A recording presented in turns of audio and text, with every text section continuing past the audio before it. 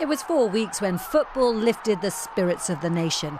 But our joyful participation in the Euros is being posited as one of the reasons England might have seen such a surge in COVID cases in July. With the Euros over and schools shut, cases have now fallen for the 6th consecutive day, which would give us something else to celebrate.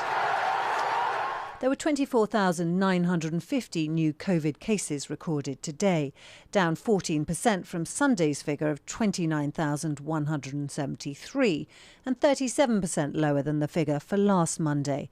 That's down from a peak of 50,000 shortly before most legal restrictions were lifted last Monday. Although scientists caution that the effect of Freedom Day won't be reflected in the figures yet. It takes a while for infections to occur and for people to get tested. So I think everybody recognises that. Perhaps it means that the effects of earlier relaxations have reduced, or perhaps it's telling us that the effects of the Euros and people getting together in their homes to watch the games, that effect might have diminished. But the effects of the reopening on the 19th of July, no, they're not feeding through into the system as yet, and there very likely will be an effect in the coming weeks. What hasn't been coming down is the number of people being pinged and asked to self-isolate. This food distribution company already have workplace testing, and their staff should qualify for the government's exemption from isolating, but they've yet to be told how it will work. I think the government have handled this part of the virus poorly. We're just in the dark, we're still in the dark. They're speaking and saying they're going to do something, but they're not actually acting quick enough and doing it. We've waited a whole week now for something to happen, and we've still not got it. It might not be working well yet, but today the government announced it's expanding the scheme to over 1,200 other workplaces.